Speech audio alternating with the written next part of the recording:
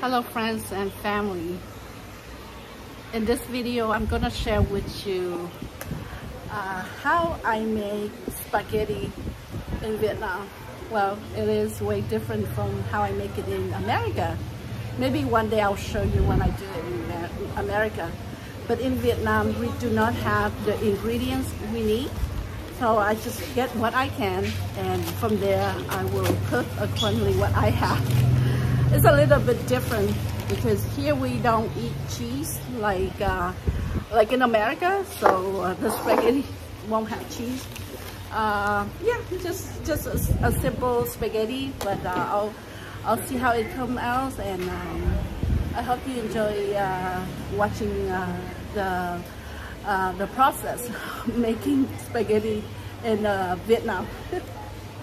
Alright, I'm gonna go ahead and share with you the ingredient that I have first. Okay?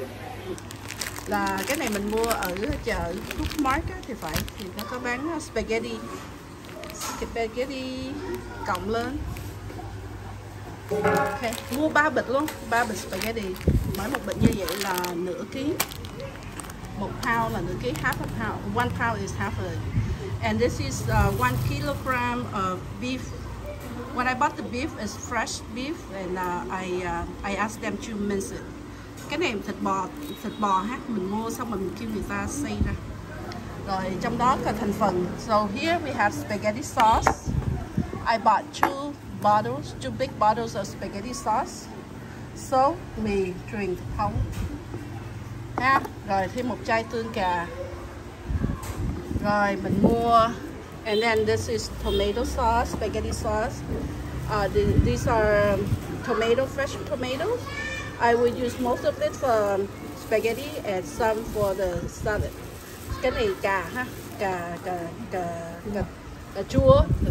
Mình xài để trong cái spaghetti, còn một vài trái thì mình làm salad. And then these are for the salad.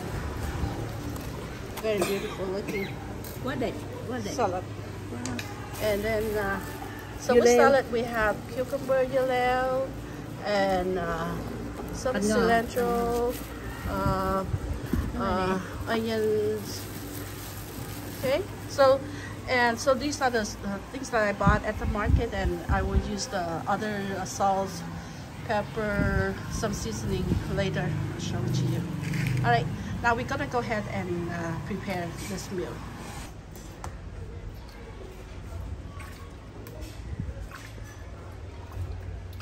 Okay, so I have 2 helpers. Mình có 2 người phụ bếp nha. Bị sút nhất anh, bị sút nhất anh. So my aunt, she's gonna help me cut the tomatoes, and my other aunt's gonna make the salad. So I have 2 aunts. Okay, right.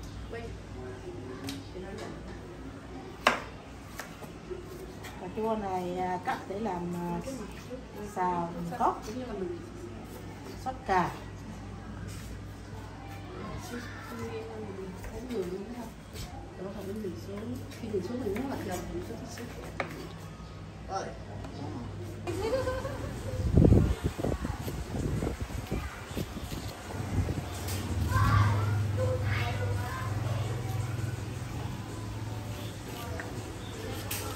Thì quay đẹp.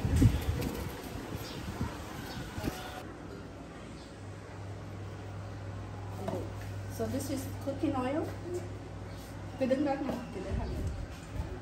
Dĩa hành ngò. The water is boiling. It's about to boil, so I'm gonna give it a few more minutes, and then I will put the spaghetti in. Yeah. So nước nó dần sôi rồi nha. Khi nào mà nó sôi thì mình bỏ cái mì vô, mì yến vô. Okay.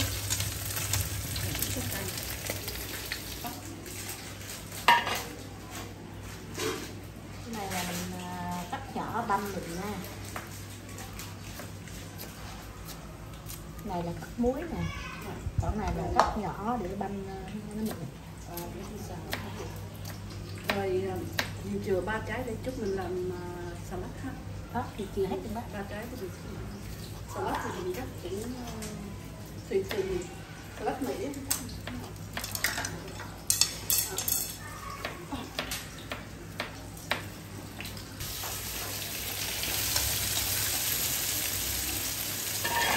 Mấy thứ chừng đó, dây 10 giây là cao rồi, mỗi cái hành động á.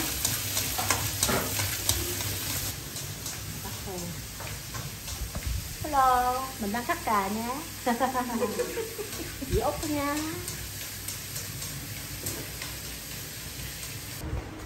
Ok. Để đây.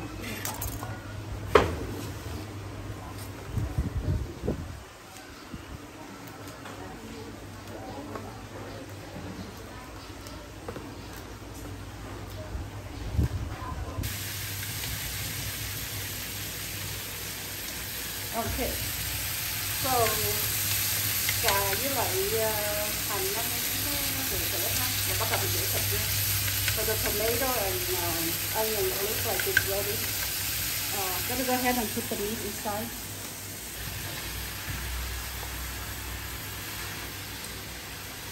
Oh, that's where I'm putting it.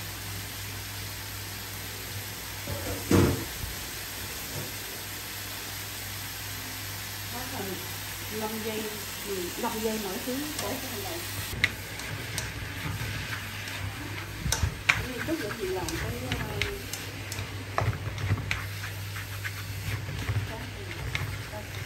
phiêu muối bột nêm rồi sao. Ủa ghê quá à. Bao nhiêu nữa có đang go ahead and put some salt in there. 2 teaspoons. Nhảy thì tới 10 mấy giây luôn rồi. Cái này quá cắt lại. And then seasoning and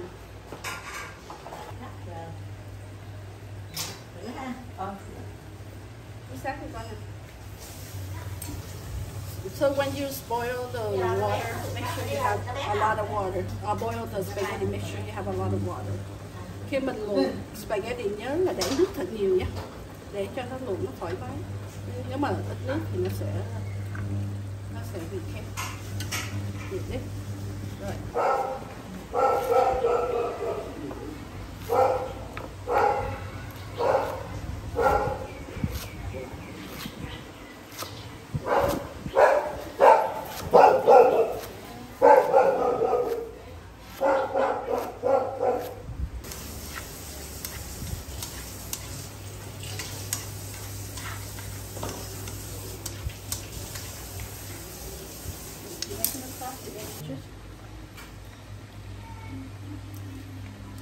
And then we put some. This is onion.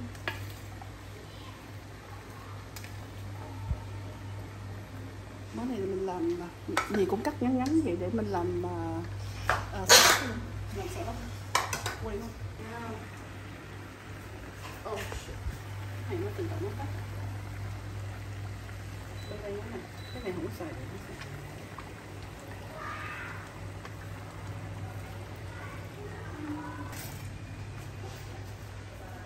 So we have tomato wedges and onion, cà với lại hành ha. Rồi bắt đầu mình trộn vô, rồi bắt đầu mình nấu cho nó lâu á. Cái này càng lâu á thì càng tốt, mà mình phải để lửa thấp nữa. Cho nên chị đổ hết vô đó, lấy dây đâu chị chừa vậy làm cho em. Cái giờ mới nhắc. Để cái này với cái hành tây. Hồi nãy không nhắc. Cái lúc người ta chế vô không nhắc. Ủa cái sốt rồi đó. Lát mới cho cái cà chua cũng được. Ừ, cho cà chua thôi. Với để đậu hũ vô xào cho em là được rồi. Okay.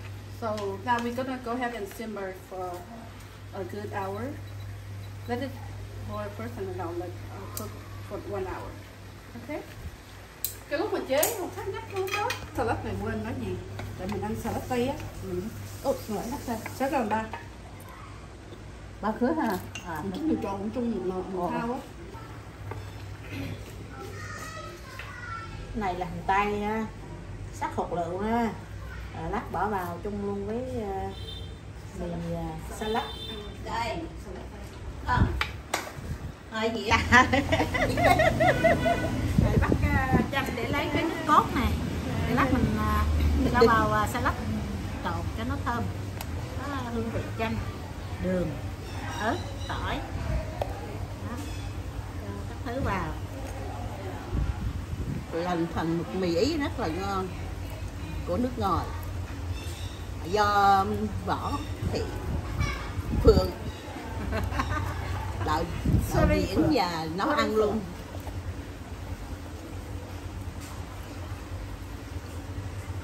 Rồi giờ mình đem cái salad này ha, mình sẽ rửa sạch để cho ráo nha.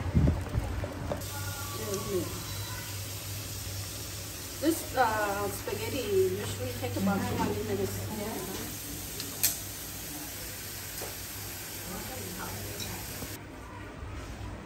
Nó còn cứ 3 phút.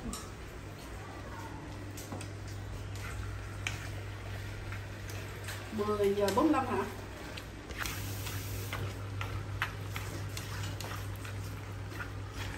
Rồi làm xong rồi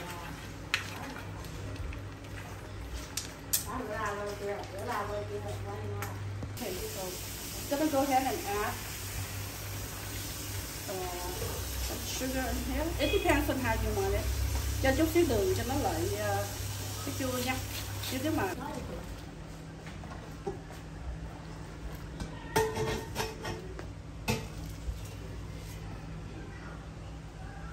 quá tuyệt vời. Quá tuyệt vời.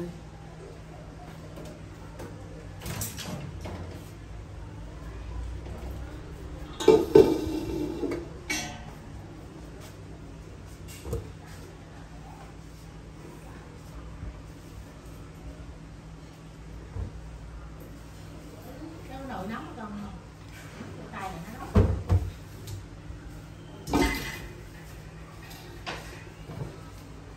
Ngon lành không? Ngon quá. Look how this is 3 pounds. Ngon quá. 3 pounds.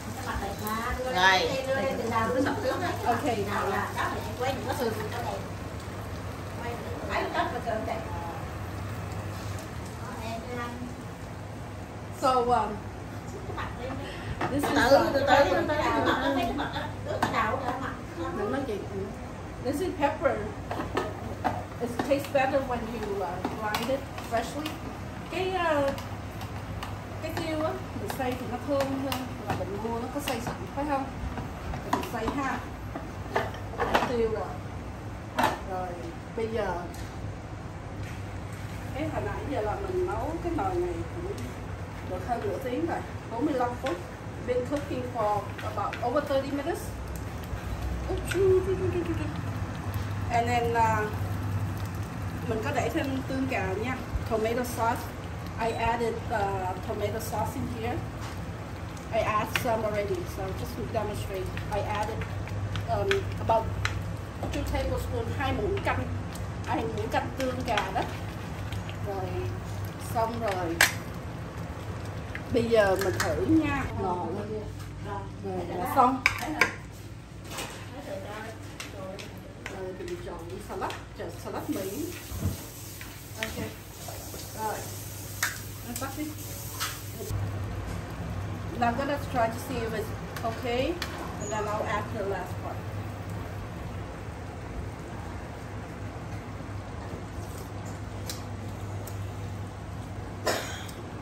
What tastes good is the sugar, is because tomatoes is very sour, a lot of tomatoes. So we add, so like let's recap: sugar, salt, chicken bouillon seasoning. I have black pepper,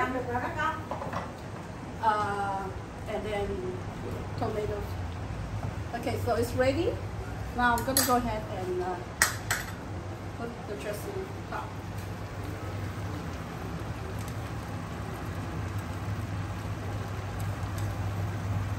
I have this area right here is vegetarian tofu and tomato sauce for my husband. Alright, it is done, and now we're gonna have to go ahead and put the last part is the pepper. Giờ tới với tiêu, cái này tiêu thôi ha, tiêu cho nó thơm. That's it. Vậy là xong rồi. Vậy là mình nấu spaghetti xong ha. Một hồi nữa mình múc ra rồi mình làm salad Mỹ á. Rồi cái salad thì để riêng, rồi mình ăn như vậy đó nha các bạn. That's how we do it.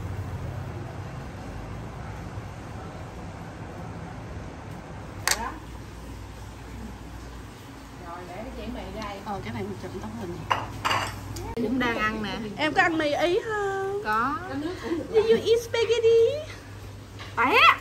Ăn được không chị Dung? Ăn được không? Được. Ăn được. Đâu biết. My sister say it's good. It's okay. It's just okay. Hơi bị chua xíu. Hơi bị chua. Mình lại phải vậy rồi. Xong rồi. Ngon ghê rồi nha.